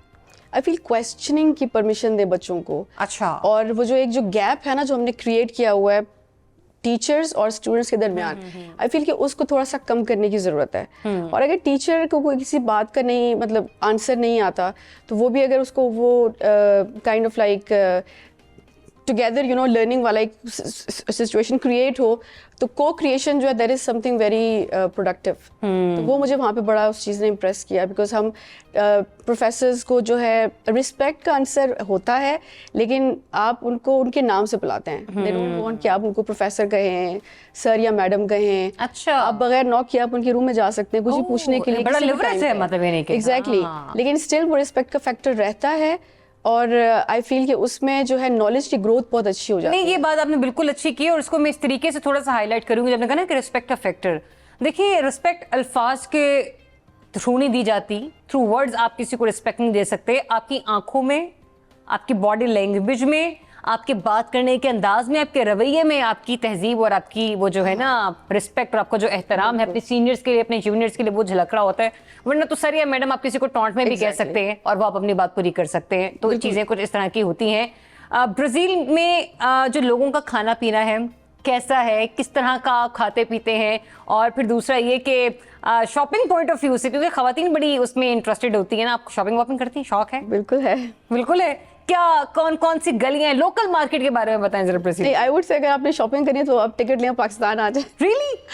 क्या पाकिस्तान आई फील कि ऑब्वियसली यहाँ की गारमेंट इंडस्ट्री जो है यहाँ की बहुत ज़्यादा बेटर है। तो इवन अगर आपने अच्छी बड़ी ब्रांड्स के कपड़े लेना है तो भी आपको यहाँ पे बहुत चीपर प्राइस मिल जाएंगे कंपेयर टू ब्राज़ील। खाना कैसा है वहाँ का ब्राज़ील का? खाना बहुत हेल्दी है, खाना माशाल्लाह से। स्पाइस खाते हैं, नॉर्मल खाते हैं? स्पाइसेस वो बिल्कुल नहीं खाते, तो अगर आपने जाना है तो अपने साथ आप यहाँ पे ना आधा जो लगेज है वो भर लें अपने सारे नाम ब्रांड्स का, कंपनीज वगैरह के मसाले होते हैं।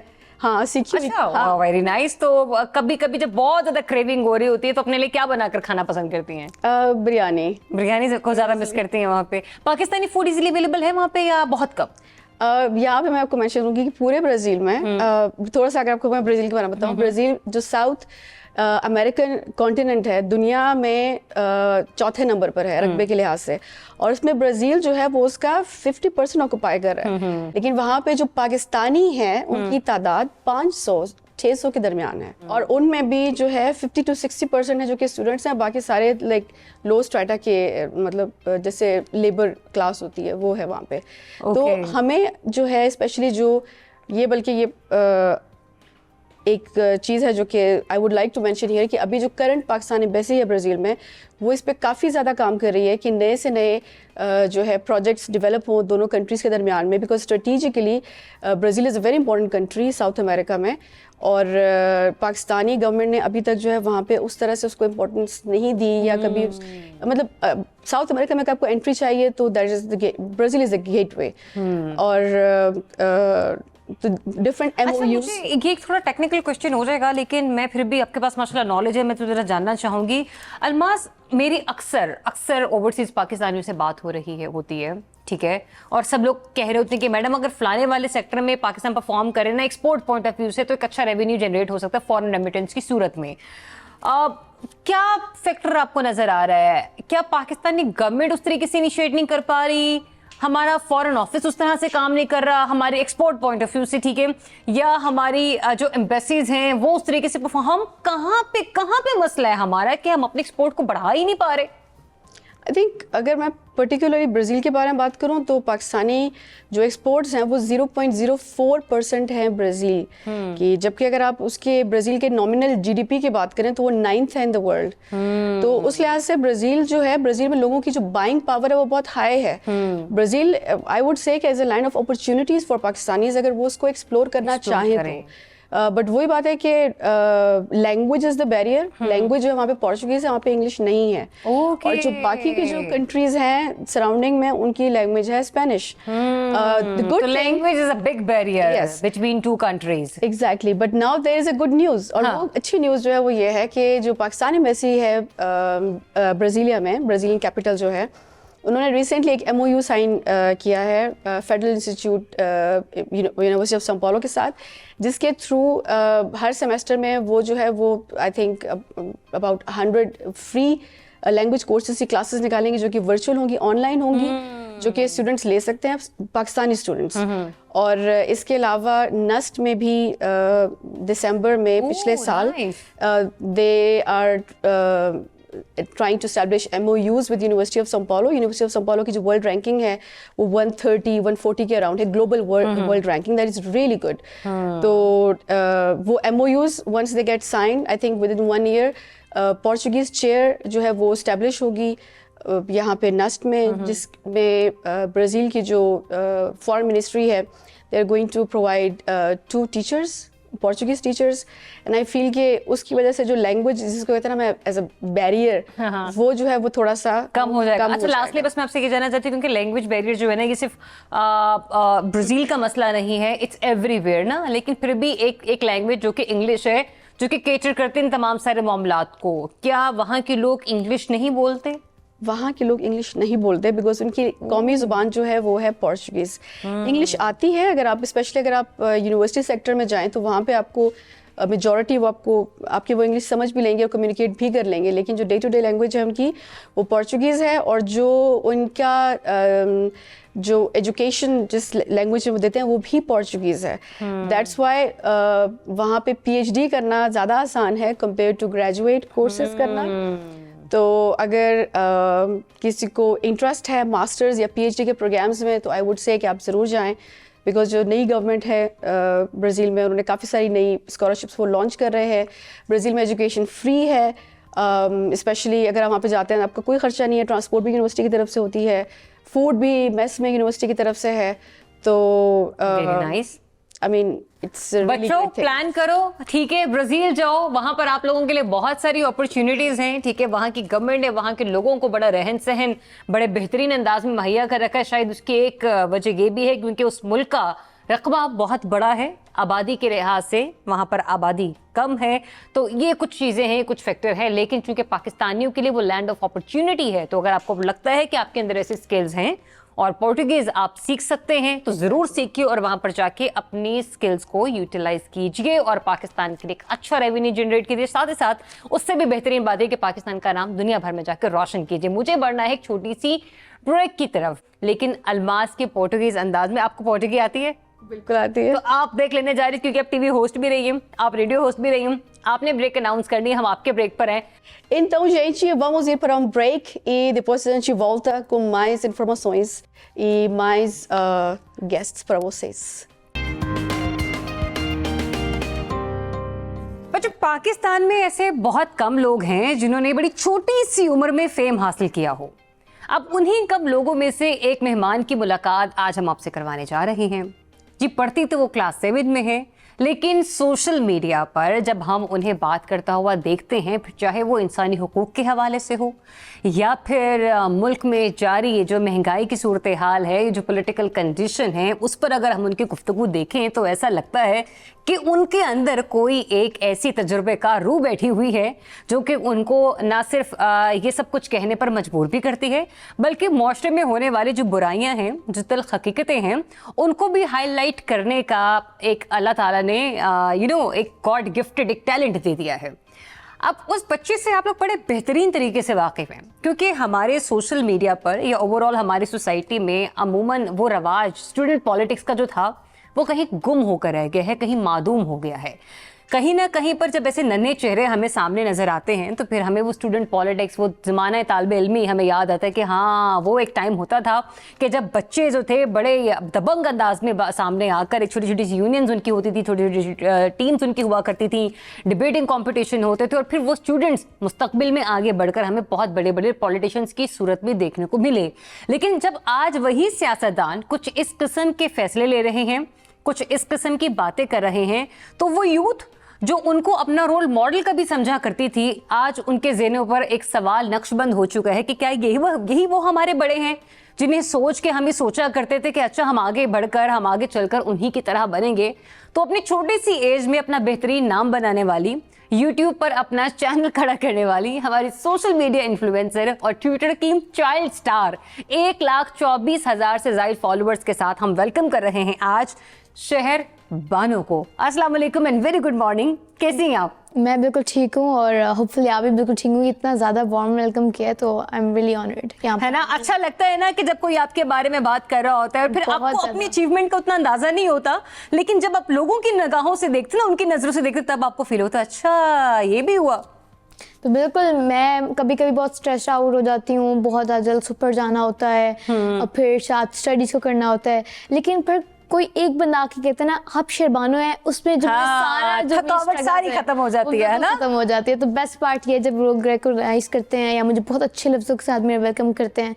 So thank you so much again. नहीं, ऑलवेज वेलकम बेटा। अच्छा शहर बानो, हमारे यहाँ बच्चे आजकल टिकटॉक देख लिया, गेम्स खेल ली, पेरेंट्स को कह दिया हमें ये चाहिए वो चाहिए, इंटेलेक्चुअल या इस तरफ आना जो मुल्क में मामला चल रहे, क्योंकि बहुत से बच्चे ऐसे हैं जिनसे आप वज़ीर आज़म या सदर का नाम भी पूछ लोगे तो उन्हें नहीं पता होगा। इसके बावजूद पॉलिटिक्स में कैसे इंटरेस्ट आपका पैदा हुआ?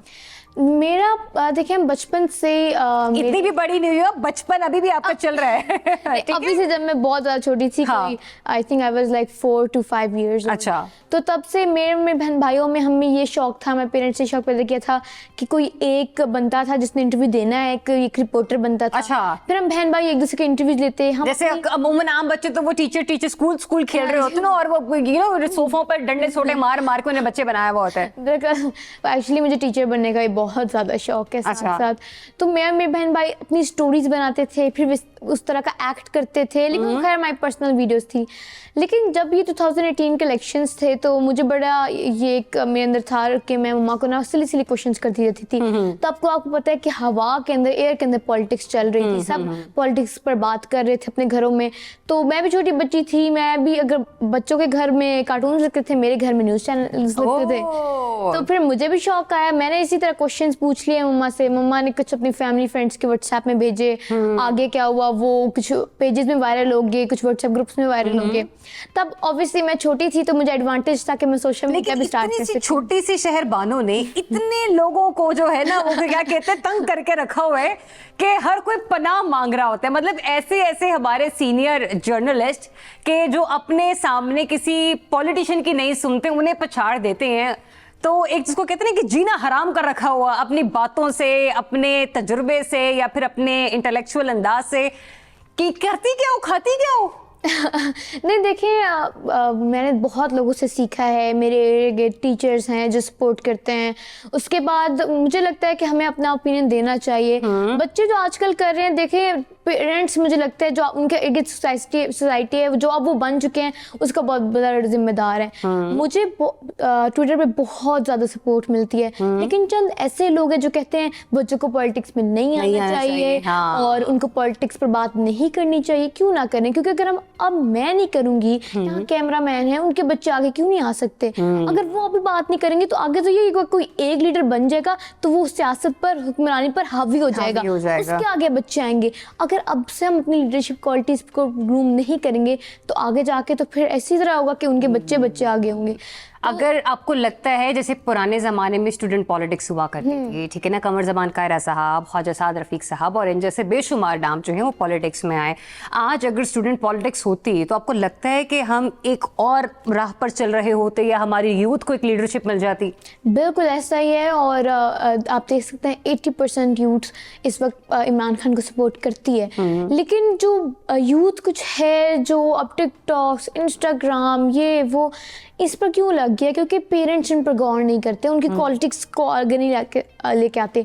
ये नहीं है कि मेरी तरह हर बच्चे को पॉलिटिक्स में इंटरेस्ट होगा। पेरेंट्स अपने बच्चों के अंदर उनकी टैलेंट्स, उनके क्वालिटीज़ को देखें, उनकी क्वालिटीज़ क्या है। जिस तरह मेरे पेरेंट्स ने देखा कि अच्छा मैं अगर इतना ज़्यादा हूँ पॉलिटिक्स के अंदर इंटरेस्टेड, तो उन्होंने मुझे आगे लेके आए, मुझे जलसों में लेके आए, मुझे जिस तरह जैसे आज मैं सेट पे हूँ तो वही लेके आए। बिल्कुल ऐसे ही है, बिल्कुल ऐसे ही है। तो बिल्कुल अपने बच्चों की क्वालिटीज़ पे उनको ग्रूम करना चाहिए। और ऐसा नहीं है कि हर जो सिर्फ पॉलिटिक्स में ही बंदा लीडर बनता है, अपने शोबे में, अपने फील्ड ऑफ लाइफ के अंदर बंदे को ज़रूर लीड करना चाहिए। तो लीडर्स उनको चाहे जो भी क्वालिटी है उसमें अपने बच्चों को बनाना बचपन से शुरू कर देना चाहिए। खान साहब से मुलाकात कैसी हुई थी? बहुत ज़्यादा खुशी। एक्चुअली मैं 2020 में स्टार्ट किया था ट्विटर यूज़ करना, लेकिन एक्टिवली पोस्ट करना मैंने 2021 में सितंबर या अक्टूबर में स्टार्ट किया था। तो 2 महीने हुए थे मुझे करे हुए, तो फिर मुझे बुला लिया। पीटीआई राब्ता किसने किया था? मुझे अंकल अरसलान खालिद ने। अच्छा। पीटीआई इस मामले में बहुत अच्छी है, वो यूथ को आगे लेके आते हैं। उनको पता है कि आगे जाके इसी यूथ ने लीड करना है। उन्होंने मुझे कांटेक्ट किया, मैं बहुत ज़्यादा खुश थी। तो उसके बाद मुझे बुलाया, स्पेशली मुझे मीटिंग थोड़ी छोटी थी तो उन्होंने बहुत ज़्यादा मुझे अप्रिशिएट किया। जाते वक्त सबको अल्लाह हाफिज़ कर रहे थे, कुछ लोग बड़े बड़े थे, मैं एक ही छोटी थी अंदर। अच्छा। तो जब मैं जा रही थी तो उन्होंने मुझे रोक के बल्कि इतना ज़्यादा कहा कि आप में बहुत पोटेंशियल है, कीप इट अप। उसके बाद हम वापस आ रहे थे तो उन्होंने मेरे फादर को यहाँ तक मैसेज पहुंचाया, अंकल अरसलान खालिद ने कहा कि हम आपको ढूंढ रहे थे कि आपकी फैमिली से उन्हें मिलना था, लेकिन फिर आप लोग उस वक्त छोड़ चुके थे सरगोदा इस्लामाबाद को। तो इसलिए उन्होंने कहा। अच्छा, पहले आप इस्लामाबाद से थी? नहीं, मैं एक्चुअली इस्लामाबाद उस वक्त हम लोग मीटअप के लिए आए थे। अच्छा, आप निकल गए ना सरगोदा के लिए, अपने होम टाउन के लिए। तो फिर उन्होंने कहा कि इमरान खान ने कहा कि पॉलिटिक्स में सिर्फ बुरे लोग नहीं आते, आपने अपनी बच्ची को रोकना नहीं है, लोग बच्चे को रोक लेते हैं। उसके बाद आपका इरादा है पॉलिटिक्स ज्वाइन करने का? अभी तो खैर मैं देख रही हूँ, मेरा एज सच कोई ऐसी फील्ड नहीं है जिसके बारे में बहुत ऑब्सेस्ड हूँ। मैं टीचर बहुत ज़्यादा बनना चाहती हूँ। I love teaching. मैंने अपनी मदर को देखा है, मैंने बच्चों के लिए रिस्पेक्ट देखा है जो अपने टीचर्स को देखते हैं। क्योंकि आपकी मम्मा खुद एक माशाल्लाह प्रिंसिपल है।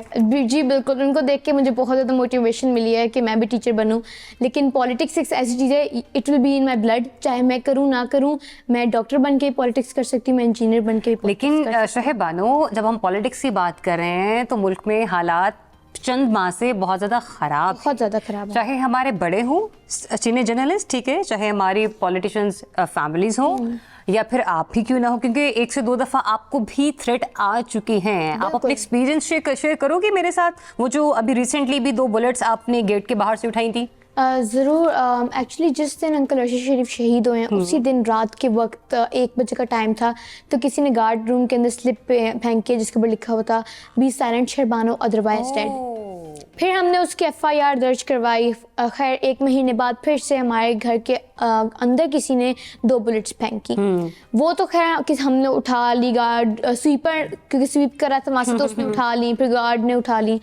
अगली दफा 2 दिन बाद फिर किसी ने बुलेट्स फेंकी। ऐसा लगा था मतलब 3 बार ये हो चुका है जी। ऐसा लगा था कि किसी ने गेट के अंदर फेंकने की कोशिश की है, लेकिन वो गेट के बाहर आके लग गई है। तो बाहर ऐसी जगह पड़ी थी जहाँ पर विजिबल था, दिख रहा था। अच्छा।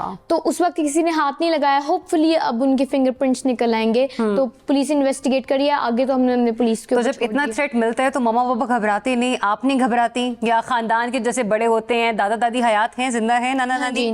शुक्र अल्हम्दुलिल्लाह। तो उन्होंने कभी कहा है मामा बाबा को, ये देखो तुम लोग इसे मना नहीं कर रहे हो, ये क्योंकि बड़े बड़े होते हैं ना? हाँ जी, एक्चुअली मुझे इस बात में मेरी फैमिली बहुत सपोर्टिव है। अच्छा। मैंने अपनी कुछ वीडियोस में अपनी दादों को लिया है, वो जिसमें इमरान खान की दुआएं कर रही थी। क्यूट। और अपने सबको बदुआएं दे रही थी जो सारे। ठीक है। और उसके बाद मेरे अपने दादा अबू के साथ, एक्चुअली वो आई गेस उनकी 110+ एज है और उन्होंने अपनी सारी जिंदगी नून लीग को सपोर्ट किया। मैं आपको बता नहीं सकती। उन्होंने मतलब वो डाई हार्ड फॉलोवर थे नून जब लीग के। 2018 में हम उन्हीं के घर थे और हम लोग भंगड़े डाल रहे थे कि पीटीआई जीत रही है, तो वो सोचते थे कि नहीं एंड तक होते कि नहीं नून लीग ही जीतेगी। अच्छा। लेकिन इस दफा जैसे ही महंगाई रिजीम चेंज के बाद उन्होंने अपना माइंड चेंज कर लिया।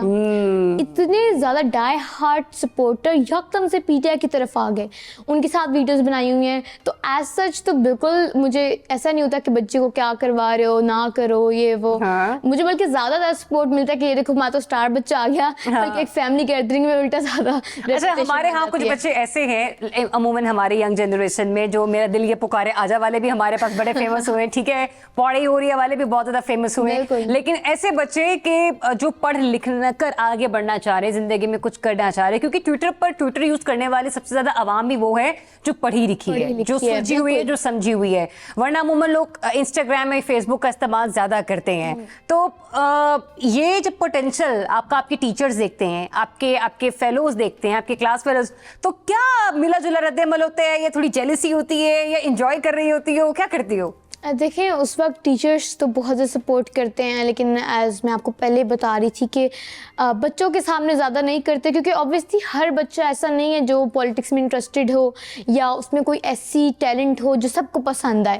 तो हर बच्चे में अपना टैलेंट होता है, उसको सिंगिंग पसंद है, उसको डांसिंग पसंद है, तो फिर जब उसके सामने किसी एक बच्चे को जो उसका टैलेंट है भी नहीं, उसको बहुत ज़्यादा इंकरेज किया जाए या बहुत ज़्यादा उसको गौर किया जाए, तो तब बुरा लगता है। तो मैं कोशिश करती हूँ मैं थोड़ा कम बात करूँ, लेकिन मुझे देख के मेरी फ्रेंड्स हैं बहुत ज़्यादा इंस्पायर होती हैं, मुझसे बात करती हैं, और उसके बाद वो खुद, लेकिन ऑब्वियसली कभी कभी आपके पेरेंट्स अलाउ नहीं करते, हर किसी की सोसाइटी अलाउ नहीं करती, लेकिन स्टिल इंटरेस्ट लेना इसमें कोई बुरी बात नहीं, और बहुत अच्छी बात है, बल्कि अभी यूथ अभी से इंटरेस्ट ले रही है।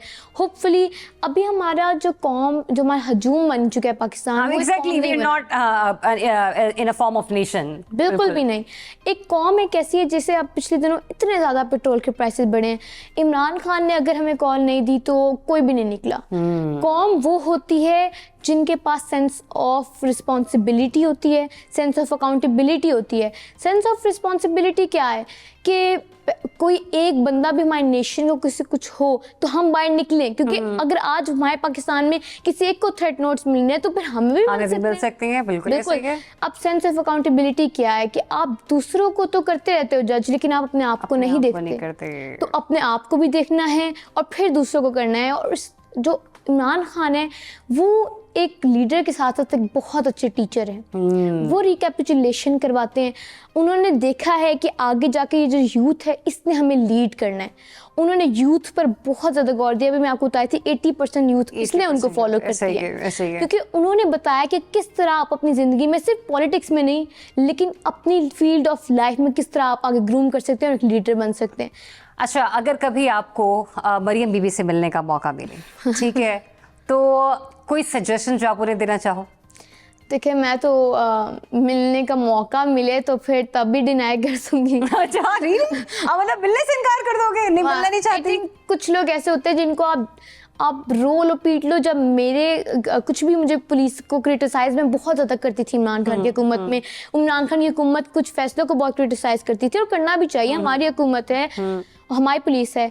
तो उसी वक्त उस्मान बुज़दार की हुकूमत में उसी वक्त एक्शन लिया जाता था। जब हमजा शहबाज की हुकूमत आई है, मैं चीखती रही हूँ, मेरे अगर किसी सरगोदा में किसी को कोई परेशानी हुई है, पुलिस नहीं साथ दे रही, खैर अब तो बहुत ज़्यादा देती है, लेकिन उस वक्त भी कुछ भी आगे से असर नहीं होता उन्हें। मतलब कोई आपको पॉजिटिव रिस्पांस नहीं मिला करता था। नहीं रहे कि अवाम कुछ कह रही है, वो बस जो उनका दिल चाह रहा कर रहे हैं। हम लोग चीख रहे हैं, हम लोग मर भी जाए ना तो तब भी वो कुछ भी नहीं करेंगे। अच्छा शहबानो, खबर ये आई है कि बहुत सारे लोगों ने आपको ट्विटर पर ब्लॉक कर रखा है, और उसमें ऐसे ऐसे लोग भी हैं, ठीक है, कि जिनको देख के हम कहें कि माशाल्लाह इतना बड़ा रुतबा, इतनी उम्र गुजार दी आपने, उसके बावजूद ये रवैया। कितने लोगों ने आपको ब्लॉक कर रखा है और कौन कौन है वो? मैंने एक कमेंट किया था सलमान शहबाज के पोस्ट के नीचे, उन्होंने तभी मुझे ब्लॉक क्या कमेंट किया था? मैंने एक्चुअली उनके कुछ ये मुझे एक्चुअली याद नहीं है, बहुत पहले की बात है, बहुत पहले से उन्होंने ब्लॉक किया हुआ है। कितने काफी टाइम हो गया? हाँ जी, काफी टाइम हो गया, 1 साल पहले की बात है। उन्होंने मुझे ब्लॉक कर दिया था। करीदा फारूकी ने, मतलब मैं नाम लिखूं भी तो उन्होंने पहले से किया। हम जानना चाह रहे हैं कि करीदा फारूकी ने किया? हाँ जी। सलमान शहबाज कर चुके हैं? जी, हामिद मीर ने किया हुआ है। उन्होंने तो पहले से किया। एक अंकल सलीम साफी हैं जिनका हौसला है, उन्होंने नहीं किया। अच्छा। हाँ जी। तो उसके बाद बहुत शमा जुनेजो ने किया हुआ है, और कुछ ऐसे भी हैं जिनको पता भी नहीं है कि मैं उनके खिलाफ कुछ कहना भी नहीं, तब उन्होंने ब्लॉक कर किया हुआ है। शहबानो, मुझे ये बताओ कि ओवरऑल जब आप इस वक्त सिचुएशन को देख रही हो, खान साहब को देख रहे हो, एक पॉलिटिकल एक आपका सजेशन मैं इसके ऊपर लूँगी। खुद के आप बड़ी छोटी हो, लेकिन आपके अंदर बहुत बड़ा बाबा छुपा बैठा है, ठीक है। खान साहब ने पंजाब की गवर्नमेंट भी ख़त्म कर दी और खान साहब ने KPK की भी गवर्नमेंट ख़त्म कर दी। पाँव पे खुद ही कुल्हाड़ा मार दिया या नहीं? देखें, हम लोग तो उस्मान बुज़दार को बहुत ज़्यादा क्रिटिसाइज किया करते थे। हाँ। पीटीआई सपोर्टर्स जितने नून करते थे उससे ज़्यादा पीटीआई सपोर्टर्स किया करते थे, लेकिन एंड पर देखा तो बिल्कुल ठीक थे। उस्मान बुज़दार वही कर रहे थे जो उस वक्त पंजाब को चाहिए था, और उनसे मुझे अच्छा आज वज़ीर आला कोई अच्छा नहीं लगा जितने वो अच्छे थे। अच्छा। उसके बाद देखें, हम लोगों ने बहुत ज़्यादा क्रिटिसाइज़ किया परवेज़ इलाही लोगों को, लेकिन फिर वो हमारे लिए कितना अच्छा रहे। तो मुझे लगता है कि हमारे लीडर इस वक्त इमरान खान है, हमें उन पर छोड़ देना चाहिए। हम लोग हैं ना कि हम लोग सोचते हैं अच्छा अभी हम जा रहे हैं, आगे मेरे सुनो पर होने हो जाएगा जो होना होगा आगे, लेकिन वो एक ऐसे शख्स हैं जो आगे की सोचते हैं। अभी तो वो हम लोग तो ये देख रहे हैं ना असेंबली तोड़ी है, वो देखें असेंबली तोड़ने के बाद से बात क्या होगा। तो उनकी सोच हमसे जहाँ हमारी ख़त्म होती है वहाँ से उनकी शुरू होती है। सो मेरे तो लीडर हैं और मुझे लगता है उन पर छोड़ देना चाहिए, जो फैसले करते हैं बहुत सोच समझ के। पीटीआई के 3 पसंदीदा लीडर्स कौन से हैं आपके? अंकल असद उमर, अच्छा, इमरान खान और गनी खान साहब के अलावा? अच्छा, अंकल असद उमर, शाह महमूद कुरैशी और मुराद सईद। ये आपके 3 फेवरेट हैं। जी। और अगर आपको मैं कहूँ कि पीएमएलएन में से बहुत भी सोच के निकालना पड़ जाए तो कोई गुंजाइश निकलेगी किसी की? नहीं भी निकलेगी तो इट्स योर चॉइस। कमर जमान कायरा थे, देयर इज नो डाउट। हाँ, वो बहुत अच्छे थे, लेकिन बिल्कुल ही वो पीपल्स पार्टी के साथ हो गए, और फिर जो उनके अपने अंदर नॉलेज था वो उसको आगे नहीं लेके आए। वो जो सारे पीपल्स पार्टी हैं वो तो सारे उनके जो कारकुन हैं वो पपेट से बन के रह गए, जो उन्होंने कहना है वो इन्होंने कहना है, जो उन्होंने कहना है वो इन्होंने कहना है। पीएमएलएन और पीपल्स पार्टी का यूथ पॉइंट ऑफ व्यू से फेलियर आपको क्या नजर आता है? क्योंकि आप देखो ना, आप यूथ के उसमें सोच रहे हो कि इंटैक्ट हैं, बात कर रही होती पीटीआई, अपने साथ लेकर चलती है बच्चों को। जो मेन रीज़न है कि यूथ उनको फॉलो नहीं करती, देखें यूथ सपोर्ट करने से पहले यही देखती है कि इस लीडर के बाद मैं आ सकता हूँ कि नहीं आ सकता। और मुझे स्पेशली देख के बिल्कुल नहीं लगा कि नवाज शरीफ के बाद या मरीम नवाज के बाद या बिलावल भुट्टो के बाद मैं आऊँगी या मेरा भाई आएगा या कैमरा मैन है उनके बच्चे आएंगे, ऐसा तो बिल्कुल नहीं होने वाला। तो जब यूथ इस तरह देखती है तो फिर तो हम लोग बिल्कुल सपोर्ट नहीं करेंगे। अब यूथ इमरान खान को क्यों सपोर्ट कर रही है? क्योंकि आगे उन्होंने लीडर्स बनने हैं। अगर अभी से हम लोग सपोर्ट करना या बात करना नहीं शुरू करेंगे तो ये बिलावल भुट्टो मरीम नवाज ही रह जाएंगे हमारे लिए। कोई ऐसी सजेशन जो आप इस पर पीटीआई को देना चाह रही हो इस सिचुएशन के अंदर रहते हुए, या कोई ऐसा मैसेज जो आप यूथ को कन्वे करना चाह रही हो लास्टली? यूथ को मैं यही कन्वे करना चाहूँगी कि सिंगिंग भी हो जाएगी, डांसिंग भी हो जाएगी, टिकटॉक्स भी हो जाएंगी, लेकिन द मेन रीज़न इज़ आप अपने अंदर का टैलेंट ज़रूर देखें। मैंने बचपन से देखा है मुझे क्या पसंद है। आप बूढ़ी नहीं हुई हैं? मतलब तब मैं और छोटी थी ना। अच्छा।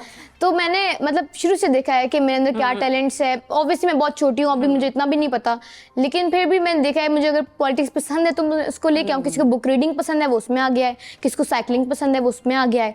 तो अभी से टिकटॉक वगैरह तो आप साइकिलिंग के साथ भी कर सकते हो, आप इंजीनियर बन के भी कर सकते हो, लेकिन पहले मैं अपनी studies is my first priority, तो उस पर आपको जरूर देखना चाहिए। और दूसरा मैं सिर्फ लास्टली मैं आपको उस पर ना सिर्फ आपकी तारीफ करूंगी बल्कि डेफिनेटली आपके पेरेंट्स का सपोर्ट, उनको भी बड़ा एडमायर करूंगी, क्योंकि हम इतने बड़े हो गए अभी भी मेरे पेरेंट्स अमूमन कह रहे होते हैं कि बेटा ये हरकत ना करना या वो, क्योंकि मेरी तो यहाँ पे तो ट्वीटों पे नौकरियां तक चली जाती हैं, तो आप क्या कर सकते हैं।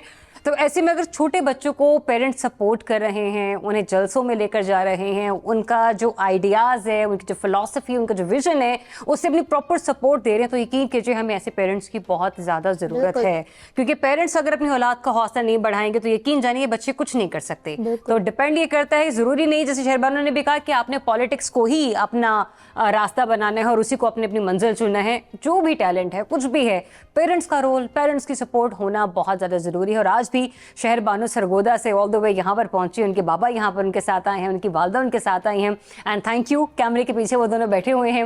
ये आपकी कोशिशें हैं कि शहर बानो जैसे बच्चे जो हैं अब पाकिस्तान का असासा बन रहे हैं। मलाला थी हमारे पास और हैं, अल्लाह ताला उन्हें कायम दायम रखे। अरफा करीम है, और फिर अब हमारे पास यूथ में क्या कहते हैं ये शहर बानो, जिन्होंने भी बहुत मेहनत करनी है उन तक पहुँचने के लिए, उनका जो बेंचमार्क उन्होंने सेट किया उसके लिए, लेकिन इस मेहनत में उनके पेरेंट्स का बहुत किरदार है। ठीक है, तो thank you so much Shahar Bano. And anything else you want to ask me और you want to say something? मैं तो देखना चाहती हूँ आप इतनी यंग क्यों लगती हैं? आप इन यंग मेकअप क्यों का भी लगती थोड़ा सा कमाल होता है, कुछ डाइट फूड होता है, कुछ ये प्लान होता है। अभी शहर बानो की मामा बैठी हुई तो कहती सर आप मुझे ऐसे लग रहा है कि आप यंग मुझे लग रहे हो, शहर बानो मुझे यंग नहीं। मैंने कहा नहीं मैम ऐसे नहीं हो सकता। हाँ, टिप हमने कहा था कि हम शेयर करेंगे कि जब भी आपने स्क्रीन पर बैठने हैं मिनिमल मेकअप यूज करें। बिल्कुल ठीक है, जितना कम मेकअप होगा आप उतने यंग लगेंगे, ठीक है ना। अदरवाइज अब जितनी ज्यादा आप कलर और आई शेडोज वगैरह लगाएंगे ना आप उतने बड़े लगेंगे, ठीक है। So thank you so much for your lovely time. और डेफिनेटली आज का ये सेशन हमारा बहुत अच्छा रहा। वी जस्ट होप कि आप लोगों को प्रोग्राम पसंद आया होगा और हमारा ये सेगमेंट भी।